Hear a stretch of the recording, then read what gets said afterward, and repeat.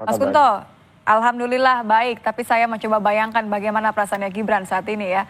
Kalau kita ingatkan akhir April lalu Presiden sudah menyampaikan pendapatnya soal usulan pemakzulan Gibran ini. Presiden bilang menghargai pendapat purnawirawan TNI melalui Wiranto ya. Meski kewenangannya terbatas, nah kalau kita lihat sekarang DPR MPR disurati untuk segera proses pemakzulan Gibran. Menurut Anda, apa makna dari komentar yang seharusnya mereka adalah satu paket ya, Prabowo dan Gibran? Siapa di balik usulan ini menurut Anda? Ya, menurut saya bukan siapa di balik, tapi kalau kita bisa lihat aktor-aktor politik atau elit politik yang ada di dalam isu pemakzulan ini kan jelas ada kepentingannya Pak Jokowi dan Gibran, lalu Mhm. kemudian ada kepentingannya Pak Prabowo, lalu ada kepentingan militer juga melalui para purnawirawannya, forum purnawirawannya, dan ada kepentingan mungkin PDI Perjuangan kan gitu. Jadi ada beberapa kepentingan yang menonjol di balik aktor-aktor lain ya Mbak ya, selain aktor-aktor yang lain. Tapi kalau kita lihat kan bagaimana Pak Prabowo tidak kemudian secara tegas menolak atau kemudian lebih permisif, ya bisa kita bayangkan memang dinamika politik elit atau dinamika di istana kan selama ini memang agak aneh ya kalau dibilang bagaimana kita melihat Mas Gibran inisiatif-inisiatifnya dipotong seperti lapor Mas Wapres itu kan nggak seumur jagung. Lalu kemudian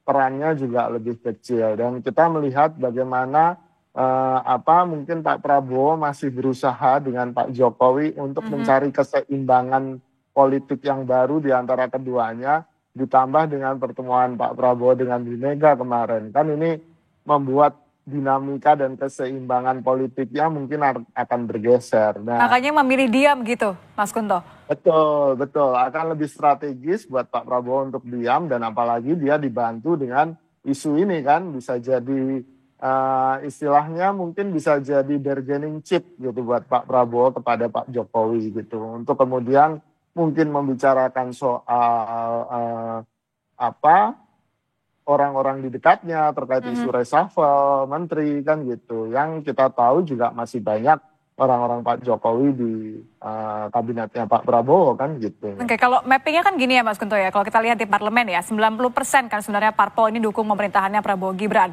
Kalau kemudian sekarang muncul usulan pemakzulan, Anda membaca arah politiknya gimana? Khususnya untuk dukungan ke Gibran ya sebagai Wapres.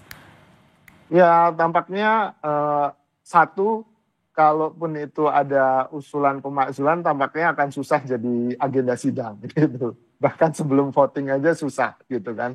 Karena ya kita tahu bahwa kekuatan eh, politik real di parlemen gitu kan masih didominasi oleh kekuatan-kekuatan yang terpecah nih loyalitasnya. Mereka sama-sama mengatakan loyal ke Pak Prabowo dan Pak Jokowi kan gitu Mhm. kan. Jadi nggak ada yang kemudian secara tegas, oh ya saya mendukung Pak Jokowi atau secara tegas mendukung Pak Prabowo. Mungkin kalau Jadi ini Pak gejolak yang Prabowo, akan segera redam gitu ya? ya saya pikir ya, tapi kecuali kalau Pak Prabowo punya punya maksud lain ya, terus kemudian dibiarkan dan dari situ keluar pemetaan, oh ternyata partai-partai ini yang nggak loyal ke saya dan lebih memilih Jokowi kan bisa jadi pemetaannya untuk selanjutnya akan lebih enak buat Pak Prabowo, Hmm. tapi dengan risiko yang sangat tinggi tentu Oke, saja. kalau dilihat dari resikonya berarti menurut Anda dalam situasi seperti ini, seberapa perlu Presiden harus mengomentari atau mungkin malah mengambil sikap jelas condong ke Gibran? Saya pikir semua politisi, elit politik ini paham bahwa ini transisi Mbak tadi soal equilibrium, mencari equilibrium atau keseimbangan yang baru sehingga mereka tidak akan buru-buru ambil posisi termasuk Pak Prabowo, termasuk PDI Perjuangan gitu. Semua komentarnya kalau boleh dibilang kita bisa prediksi mungkin sampai seminggu 2 minggu ke depan akan normatif semua. Jadi ya ini bagian dari konstelasi elit pertarungannya di balik layar yang kita nggak tahu gitu sih Mbak. Menarik soal pertarungan, the $1 million question. Ini kalau ada unsur pemakzulan, biasanya ada sosok yang disiapkan.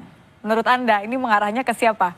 Ah, nah kalau soal sosok yang disiapkan tentu saya nggak tahu. Mungkin end game-nya bukan pemakzulan, tapi tadi endgame-nya adalah equilibrium baru, bahwa mungkin untuk membayar ongkos bahwa Mas Gibran tetap jadi wapres, Pak Jokowi harus mengorbankan beberapa menterinya, kan itu Hmm, sangat mungkin. Jadi tidak selalu endingnya adalah memang mengganti gitu Mbak. Jadi kita harus paham ini dalam konstelasi oke. equilibrium.